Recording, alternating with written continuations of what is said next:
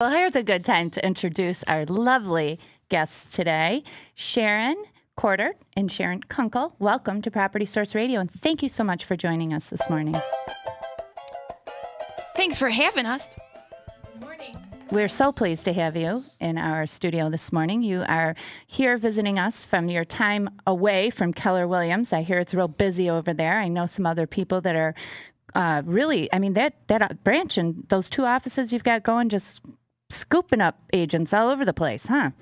Over 107 members in our offices, both offices together. Is that right? Mm-hmm. How'd you steal them away from the other franchises or the other businesses? We're just that good. Oh, really? Well, I have heard that. I know people that say that the business opportunity within the Keller Williams Group is substantially better than some of the other opportunities in other offices in our community. Absolutely. Wow. I would say it's a very unique model that we have, and it's one of interdependence. We consider you a business owner with your own small business, and our job is to give you every training and resource that you need to build and brand your own name, because we feel that people buy and sell real estate because of your name and your reputation. Mm-hmm. That's why I failed miserably in the business. Yeah, years ago, back in the 90s, I failed because of my name. Because we didn't build and brand it for you, Pat. No, I know. That was my problem. I needed you guys for team support. But never say never. There's new opportunities all the time, Pat. I'll call you Monday. Let's talk. Okay, good. Sweet. I would have to say there's probably other reasons for you not doing the real estate. Wasn't there a story about a cat wiping its butt, and that was your last open house? On the Oriental carpet? On the Oriental carpet. Did he ever tell you that story? Did you guys ever hear that? It was... I literally, the last open house I did, and back in the 90s, a $250,000 house was a nice sized property. So I was thinking, I'm going to this open house. It's not going to be a big deal. It's going to be nice, right? And I walked in, and then there was ants doing laps around the kitchen sink and on the cabinets, just running laps. And I thought, oh my God. So then okay, I'm going to get over this somehow. And then I went and started turning lights on in the house. I go to the dining room. I looked down at the Oriental carpet under the dining room table, and it had cat feces on it. Very good use of a vocabulary word. Thank you. I looked it up this morning. Thank you. And and literally a streak mark where it wiped itself on the carpet. And I thought to myself, no, I don't like this job anymore. Not a good presentation for open house. No, I shut the lights off, locked the doors, and went home. 2:10. I was done. Now he's a consultant. Now I'm a consultant for other people. I tell them how to do it. Here's how to clean the cat poop off the Oriental rug prior to your open house this Sunday. Yes. You can find it on patcoin.com. That's right. Should have a good vendor base. Build your business through affiliates. That's exactly what I should do. You need a good carpet cleaner. Thank you. I like that. Oh, you know what? That's a good thing to talk about, actually. That is something that's offered through your business, correct? You have vendor, what do you call that? Referral list, people you work with that you know and you trust and can refer to your home buyers and home sellers to do work they may need done to their home prior to selling or after buying? Absolutely. We have a strong base of affiliates that work with us, and they really are a reflection of us. So they're very top-notch, over-the-top customer service people. Okay, cool.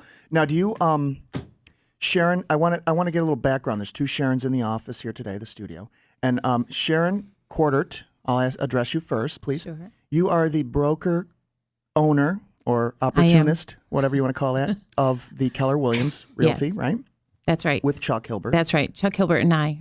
Okay. We own both offices, the one on Monroe Avenue in Brighton and our newest office in Greece on Ridge Road. And when did that office open? Was it this summer, right? July? That's right. The end of July. Because I saw that on Facebook, and I actually sent Chuck a message saying that I wanted to be the vice president of that office, that branch, and I never got a response. I was very offended by that, but I don't cry myself to sleep anymore. Well, it's because you're not my friend on Facebook. Oh, you could have got me the vice president position? Well, assistant vice president. Oh, you're the vice president. You betcha. Oh, Sharon. All right. Well, so I just wanted to establish a little bit of, for everybody. So Sharon Kunkel is the vice president. Yes. Well, team leader. but we're focusing on SharonQ.com right now.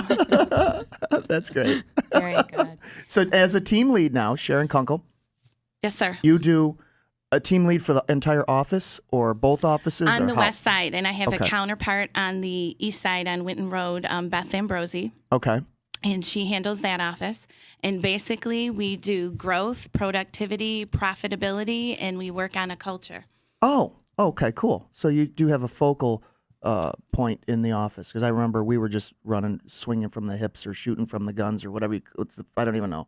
When I was working in your business years ago. So now maybe I should interview. Yes, that's with right. We them. have laser focus. Laser focus? That sounds exciting. Do you guys work on Saturdays and Sundays? Oh, Oh, absolutely. One reason why I adamantly refuse to get into real estate. My cousins have been bugging me for years. Years, yeah. we love your cousins. I actually, I love my family too.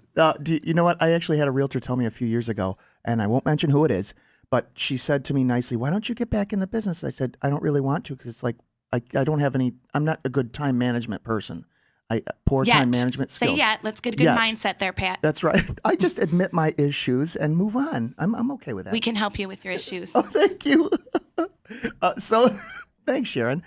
So anyway, I admit that to myself now. Poor time management skills equals, just spinning in the gerbil wheel, right? You can't get off the gerbil wheel, right? So she says, "We don't work weekends."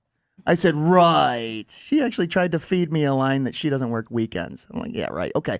So then they're going to pick up the phone and call somebody else. You guys are on the ball because you do work weekends, which I agree with. Make sense? Did you want to say something, Brenda? I'm cutting you right off. That's just fine with me. I'm just watching what's going on in the studio this morning. I wanted to bring up something. Obviously, we mentioned my cousins. We'll just say Mike and Joanne. They also work within your group. Right. And obviously, that was my first experience learning about Keller Williams at a family picnic. And then I took my family, my mom and my kids, down to New England over the spring break. And we were in Newport, Rhode Island. And I didn't see another real estate sign other than Keller Williams down there. And I was like, wow. I mean, it was like rampant. Really? So I was wondering, I don't know if it makes a difference, but is that maybe where it started, or it are actually they just originated in Austin, Texas, but we're the third largest real estate franchise in the nation. Wow. With 80,000 agents across the country. Wow. That's a lot. That's impressive. That's Very cool. impressive. And do you have like a focus on, what sets your company apart as far as working with homeowners, let's say, or home buyers and home sellers, as opposed to some of the other companies that represent that locally? Well, probably our biggest focus is on education and, of course, training our agents to the highest degree helps them better serve all of the buyers and sellers that they represent. Mm-hmm. Cool. Absolutely. And part of that, too, is not just training in the process of sales, but also just being up on the market, because it changes so fast all the time. And there's changes in the mortgage industry, even in the purchase contracts, and you just have to stay on top of all the changes. You know what I find exciting about working with Realtor, and I know this, I've learned this non-professionally, but just from hearing from friends and relatives. What I would think to do to my home, say I was going to sell my home this spring, I would think, okay, I have to do A, B, C, and D to get this home on the market to sell at the price I want to get. And I might hear from a professional, that is not what you need to do to get this home sold at the price you want. This is what you need to do, which is pretty remarkable, I would say, to have that kind of support. And so maybe you can confirm this for me, but one of the things that I've learned is that if you are thinking of selling your home, rather than going through it and doing things before you call a professional, realtor professional, to come over, just leave it as it is, right? Absolutely. Call a realtor, have them come over, and let them tell you what you need to do. Is that right? Very right. Very often, that's our first step, is come in, offer the advice, and then recommend those professionals that we made reference to to make sure that you're getting your house in the best condition to get the highest price. From an outsider's perspective, not the homeowner, because you get a little tunnel vision living there for years. That's right. Yeah, that's true. Now, as things stand right now in the real estate market, if I were going to put my home for sale in the next few months, is there like a standard dollar amount per square foot homes are going for in certain areas, or is it unique to the home, or what's your thought on that? Yeah, the price per square foot valuation isn't necessarily the most accurate right now. Okay. really condition is key, is critical. And then whatever the competition is what really is driving the price tag. So, for example, 2 homes, apples to apples, one with the granite over the, I win. right? Yeah. With those new I don't even countertops.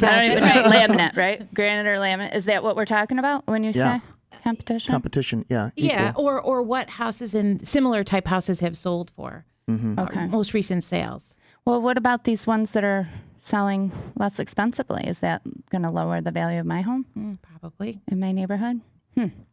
It So I could. should just buy up all the homes in my neighborhood and There keep you it up go. there, right? Now you're thinking. Yes. Now Do you have that's any money I thinking. can borrow, babe? Yeah, I got a checkbook in my pocket. Hold on. Oh, you do. I've been through it Yeah, more than once. I don't even let my wife touch my checkbook. Banco Pat. I love it. Oh, geez. listen. Sharon and Sharon, it's great having you on the show. We're going to talk a little bit more with you. We're going to take a quick break. When we come back, we're going to talk about those mortgage rates because everybody wants to know how they can take advantage of that and what's projected for that in the future. They're going to go up. When's it going to happen? We need to know more about it. So we'll be right back.